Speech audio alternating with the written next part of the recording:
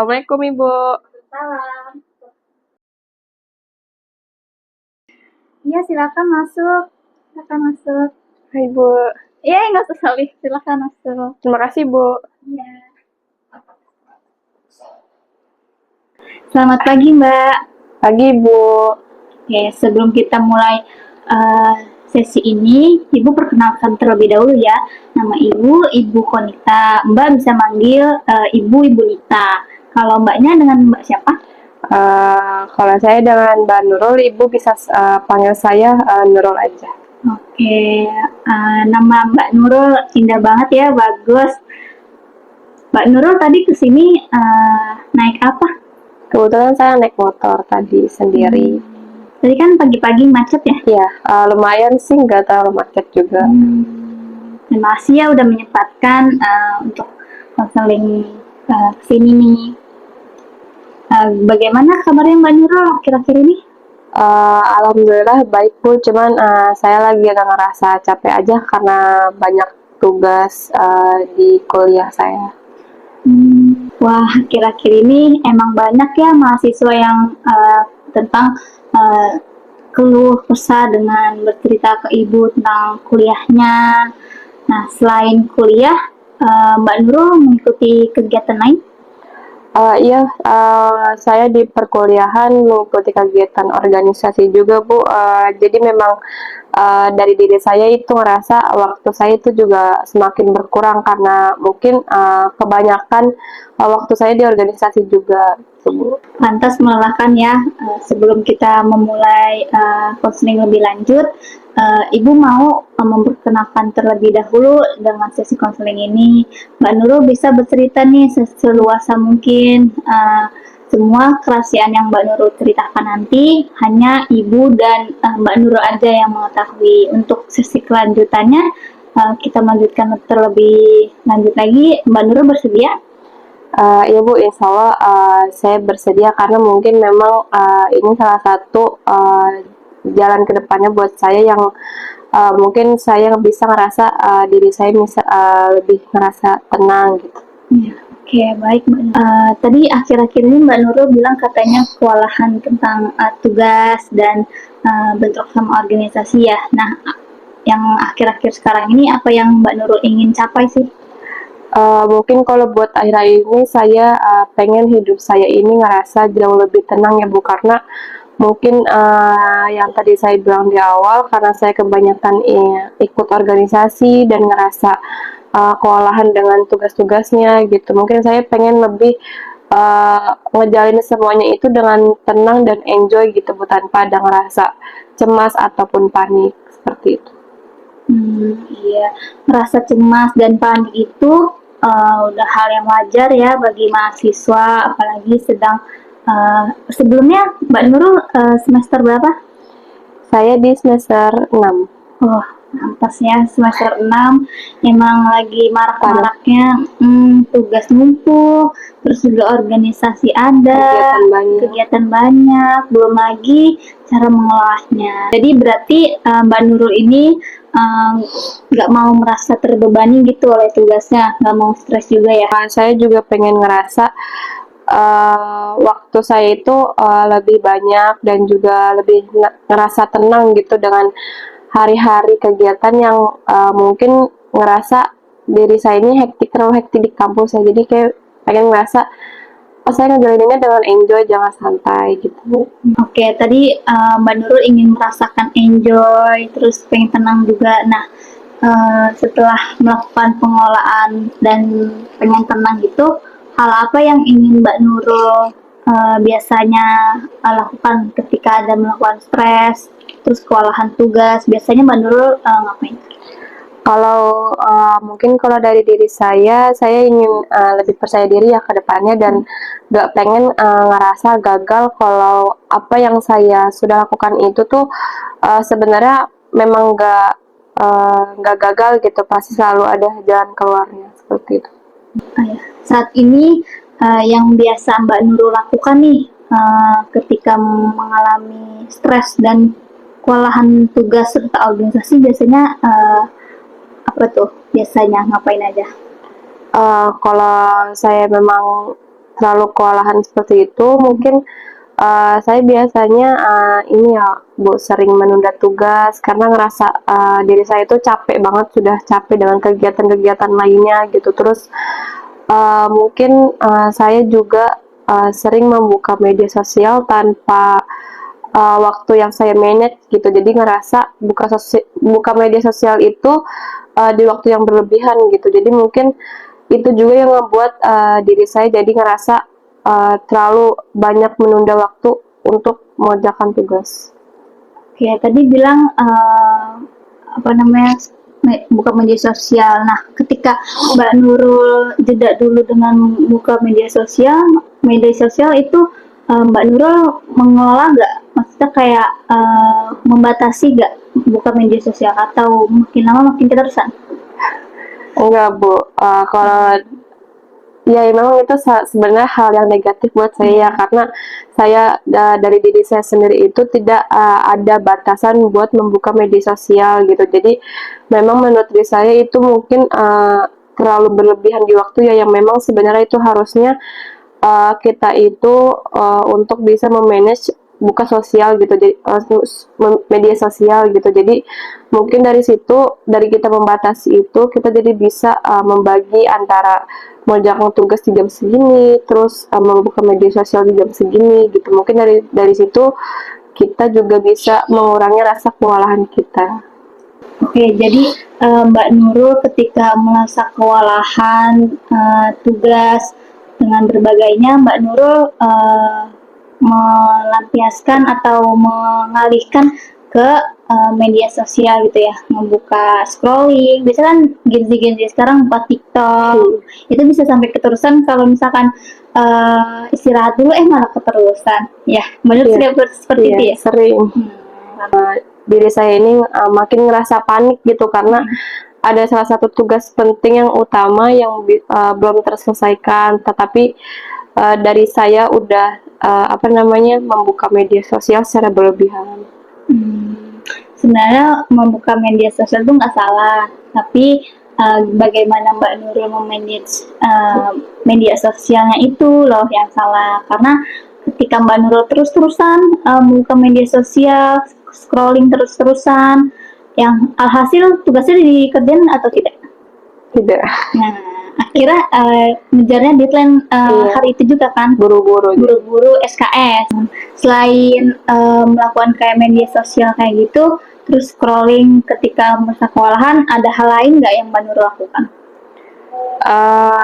Mungkin saya juga ini sih Bu, lebih sering begadang malam-malam karena ya mungkin tadi ya karena sistem SKS jadinya saya kebutnya di malam gitu, karena saya belum bisa memanage waktu untuk scrolling. Jadi mungkin lebih bisa penyelesaian tugas itu ada di malam hari, jadi gitu. Jadi kemungkinan di situ saya jadi lebih sering begadang.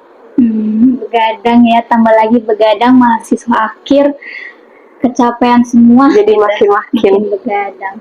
Sebenarnya tuh Mbak Nurul kalau mengerjakan sistem tugas malam itu begadang sampai jam berapa?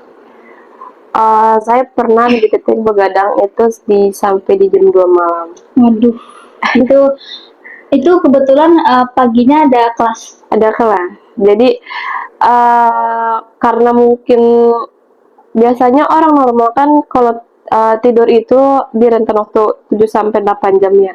Nah, mungkin kalau dari saya hanya cuma tidur di waktu kurang lebih 3 sampai 4 jam aja gitu. Jadi untuk kelas pagi-pagi itu saya masih ngerasa ngantuk dan jadi sulit untuk fokus gitu di belajar di hari itu. Pasti itu banyak banget yang sering dialami. Banyak teman-teman yang juga sering cerita seperti yang Mbak Nurul, apalagi di rentan mahasiswa semester 6, mulai susah tidur, sulit, malah begadang mulu. Itu nggak apa-apa, itu perlahan-lahan nanti kita akan coba nih kita planningin rencana apa yang ada perubahan yang baik buat ke depannya dan buat Mbak Nurul juga, biar nggak begadang lagi, terus bisa ngelola waktu juga. Menurut Mbak Nurul yang tadi sudah jelaskan tadi, kayak misalkan begadang, terus buka sosial media biar nggak stres karena tugas. Apakah hal itu membuat cara-cara Mbak Nurul hal baik buat Mbak Nurul atau malah kebalikannya?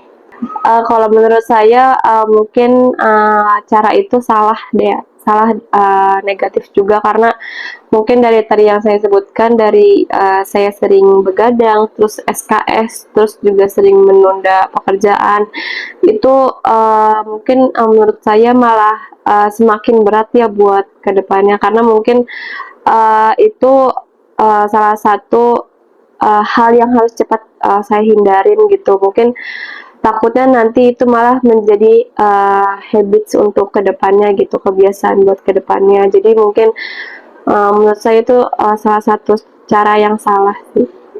Oke, jadi Mbak Nurul mulai ada kesadaran ya bahwa menunda tugas itu membuat beban Mbak Nurul semakin makin stres dan begadang pun makin kewalahan juga untuk aktivitas Mbak Nurul juga. Ya, saya sadar banget kalau memang itu satu hal yang gak efektif ya buat dilakukan dan memang itu kadang saya harus bingung gitu harus mulainya dari mana gitu. Jadi sehingga saya itu suka salah ngambil keputusan untuk melakukan hal yang memang itu yang seharusnya saya hindari. Oke, sebenarnya nggak apa-apa perlahan-lahan dengan hal yang perubahan kecil. Nanti ibu akan membantunya dan kita bareng-bareng bisa nge-planning nih bagaimana perubahan kecil tersebut itu bisa berpengaruh hal yang positif atau tidak buat Mbak Nurul. Nah, jika menjalankan pola yang sama terus berulang kali yang menurut Mbak Nurul lakukan itu akan membawa hal yang positif gak sih buat kedepannya nanti? Enggak sih Bu, kalau menurut saya itu hal yang negatif. Tapi justru menurut saya itu hal yang saya lakukan sebelumnya itu akan membuat mungkin diri saya semakin stres ya dan saya takut banget akan nilai saya menjadi turun gitu karena mungkin bakal cepat ngerasa terlalu capek gitu dengan apa yang saya lakuin. Iya, pasti apalagi begadang itu bisa ngaruh ke kesehatan Mbak Nurul juga. Terus fisik Mbak Nurul juga akan drop. Jadi susah juga semuanya, buat tugas susah, kuliah susah, terus organisasi juga nanti nggak akan dikerjain juga kalau ada event-event tugas gitu kan ya. Oke, baik, semua kan udah Mbak Nurul ceritakan tadi. Nah, kita melakukan langkah-langkah kecil nih perubahan yang membuat Mbak Nurul akan memikirkan lagi buat kedepannya.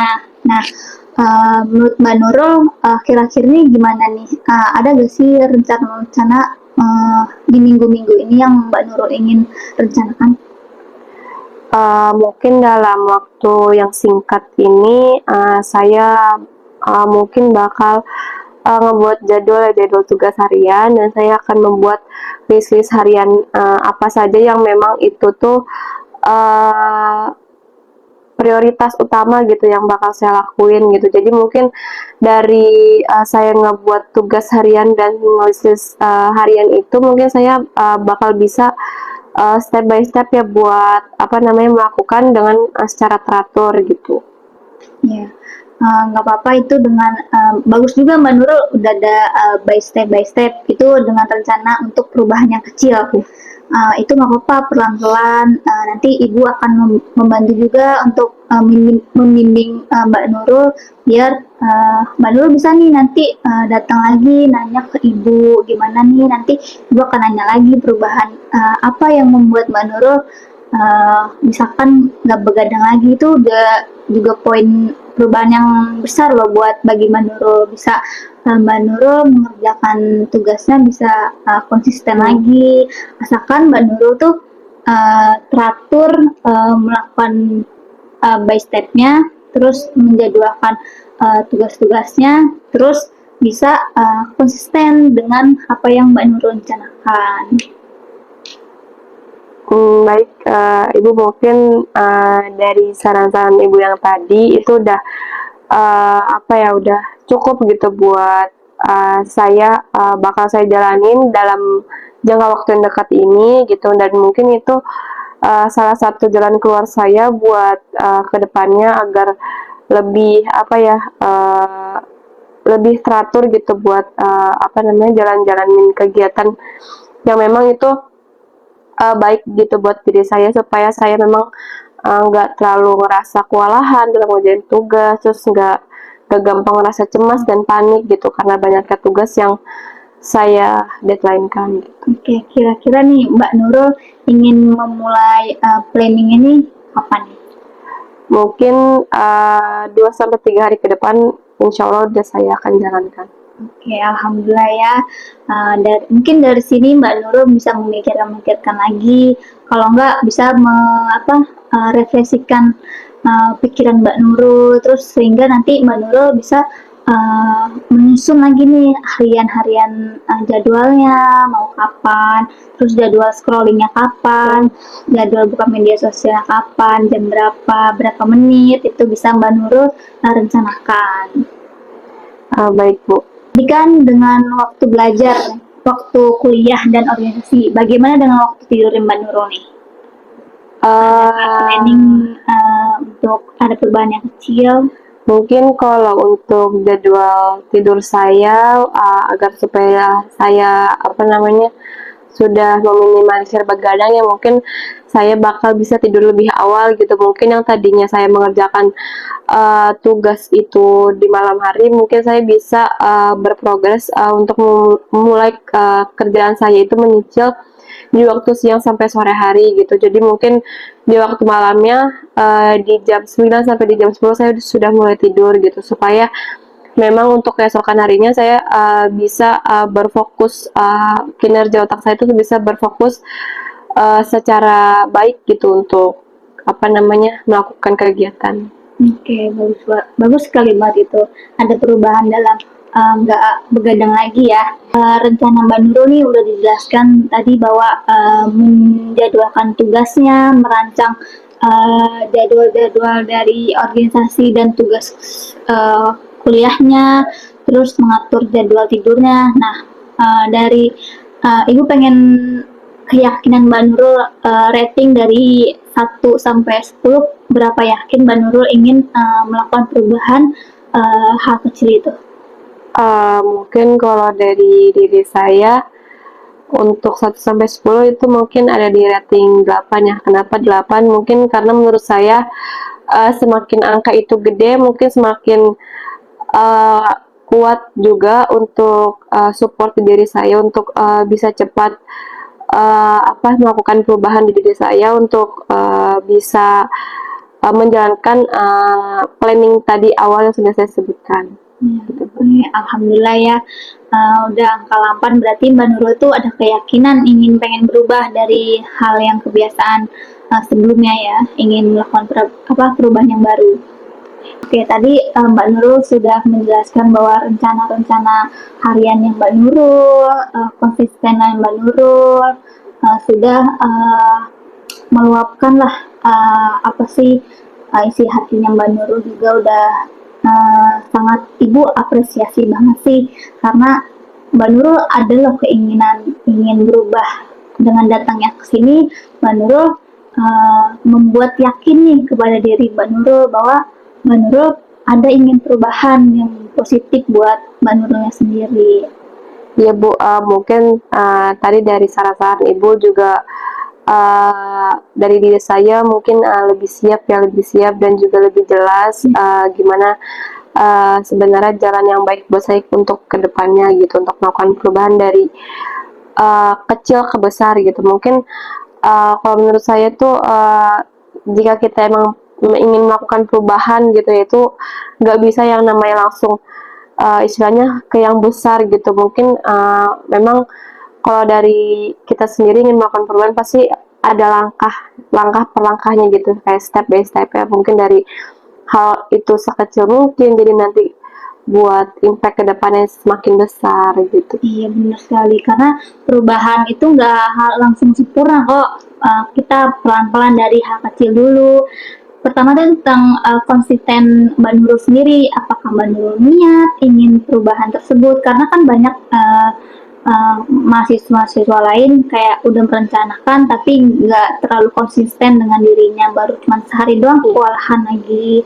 Dengan Mbak Nurul menyuarakan pikirannya, mungkin Mbak Nurul akan lebih yakin lagi. Tadi Ibu udah yakin banget nih, kayaknya Mbak Nurul sudah yakin bahwa ingin ada perubahan yang positif lagi ya ke Mbak Nurul ya. Iya, insya Allah. Oke, jadi sebelum menutup pembicaraan ini, terima kasih Mbak Nurul sudah udah mencurahkan curhatan Mbak Nurul nih selama sesi konseling. Mungkin hanya 40 menit ya. Sekarang ada jam mata kuliah nggak? Alhamdulillah sih tadi terakhir Bu, pagi-pagi cuma 1 mata kuliah aja di hari ini. Oke, mungkin nanti pertemuan selanjutnya Mbak Nurul boleh datang lagi ke sini, boleh nanya-nanya ke Ibu, boleh Ibu juga pengen tahu perkembangan Mbak Nurul minggu yang akan kedepannya lagi kayak gimana.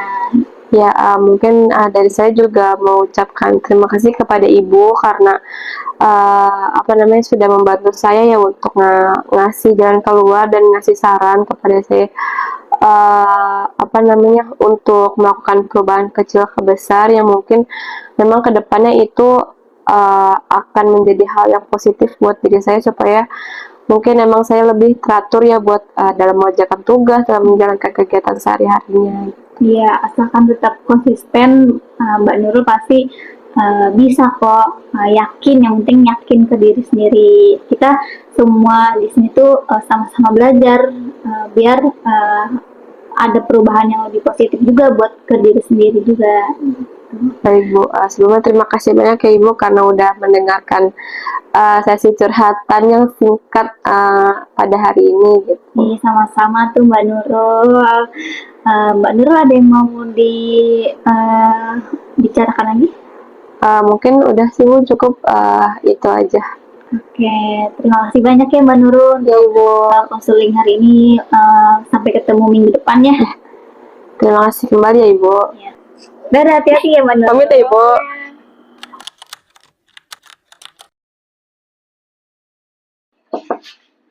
Assalamualaikum. Salam.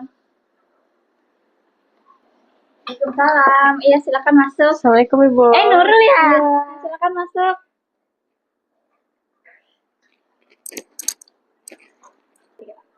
Silakan duduk Nurul. Terima kasih Bu. Iya. Gimana Nurul kabarnya hari ini? Alhamdulillah baik Ibu. Nah, tadi kesini perjalanannya gimana? Alhamdulillah sih cuma tadi agak sedikit macet di jalan mungkin karena siang ya masih jam-jam berangkat orang kerja juga. Ini habis pulang kuliah atau gimana? Iya habis pulang kuliah. Habis pulang kuliah, berarti udah free banget ya? Udah ini ya? free. Jadinya ke Ibu ya? Iya. Sekalian mau ngasih tahu progresan yang sisa konseling minggu kemarin aja sih Bu, untuk progresan konsisten yang udah saya saya ambil keputusan kemarin. Wah, gimana tuh Ibu? Kebetulan pengen tahu juga progresnya gimana. Apakah Mbak Nurul konsisten dari percakapan kemarin minggu lalu, yang konseling kemarin atau gimana nih? Ibu pengen tahu nih. Mungkin kalau buat saya sendiri kan untuk yang konseling kemarin sama Ibu ya, saya kan udah mengambil keputusan kalau saya ingin membuat list jadwal harian gitu. Mungkin dari saya juga udah ngelis beberapa jadwal hariannya Ibu. Ini mungkin udah saya buat juga. Ini ada beberapa dari di hari Senin sampai di hari Jumat itu mungkin waktu-waktu yang bakal saya gunakan dari saya melakukan di pagi hari itu di jam berapa sampai di jam berapa, terus mungkin untuk mengatur kemarin saya jadwal untuk bermain media sosial dari di jam berapa sampai jam berapa juga supaya memang waktunya tidak berlebihan, dan saya juga udah membuat list jadwal belajar juga dari jam berapa sampai jam berapa yang mungkin memang itu menurut saya nantinya bakal pas sih Bu untuk waktunya gitu. Jadi nggak seperti yang minggu kemarin pada saya konseling ke Ibu. Berarti bagus ya Mbak Nurul nih, udah konsisten banget, udah ada jadwal jamnya, terus batasan untuk membuka media sosial kapan aja, terus sampai ratingnya juga pun tiap hari juga udah terlaksanakan juga ya Iya. selama seminggu kemarin. Wih, Ibu apresiasi banget buat Mbak Terima kasih banyak Nurul. Ibu. Udah ada perkembangan sedikit-sedikit. Ini udah lumayan baik loh kalau dari seminggu kemarin Mbak Nurul laksanakan itu udah lumayan baik. Tinggal Mbak Nurul konsisten lagi nih minggu kedepannya lagi. Kalau enggak dijadwalin lagi kan seminggu ya buat Iya. jadwal seminggu. Nah Mbak Nurul jadwalin lagi misalkan yang untuk 2 minggu, 3 minggu sampai sebulan gitu ya. Ntar Mbak Nurul tadi planning buat sebulan gitu. Nanti ganti lagi planning bulan depan tuh belajar Mbak Nurul kayak gimana. Jadi tiap bulan kan akan berubah-berubah biar nggak Iya. boring juga gitu Mbak Nurulnya.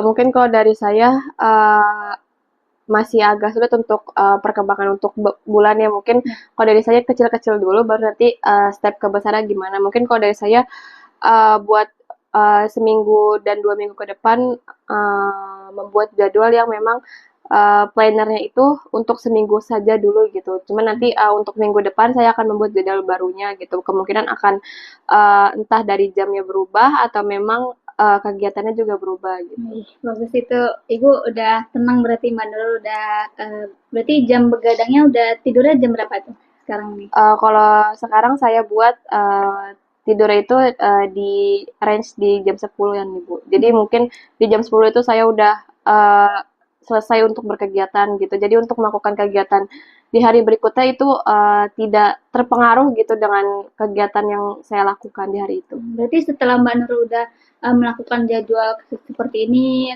paginya tuh merasa gimana perasaan Mbak Nurul? Mungkin karena jam tidurnya juga jadi sudah terjadwal ya. Nah, mungkin di pagi harinya itu saya ngerasa itu lebih fresh buat diri saya gitu, lebih lebih enak juga ngejalanin kegiatannya gitu. Karena mungkin memang jam tidurnya sudah cukup ya gitu. Iya. Jadi pagi-pagi pun tidak ngerasa ngantuk dan kelelahan gitu. Berarti lumayan seger ya Iya. rasa. Jadi itu hal yang membuat Mbak Nurul tuh apa yang Mbak Nurul ambil? Hal Dalam positifnya di dalam mungkin kalau dari hal positifnya itu saya mungkin lebih apa ya, lebih untuk percaya diri gitu untuk melakukan kegiatan gitu, tidak tidak gampang ngerasa panik ataupun kelelahan gitu. Mungkin memang dari jadwal yang saya bikin ini itu saya lebih ngerasa ini tuh lebih ngebuat diri saya itu jauh lebih konsisten.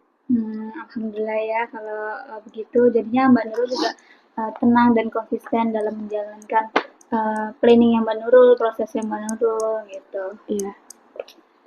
Oke, mungkin itu aja sih Bu untuk apa namanya perkembangan di minggu ini saya gitu karena saya mau apa namanya konseling ke Ibu aja gitu gimana perkembangan apa namanya keputusan dari konselingmu kemarin gitu. Kalau saya sudah membuat jadwal apa namanya jadwal planning saya gitu untuk kedepannya gitu agar jauh lebih konsisten dari sebelumnya.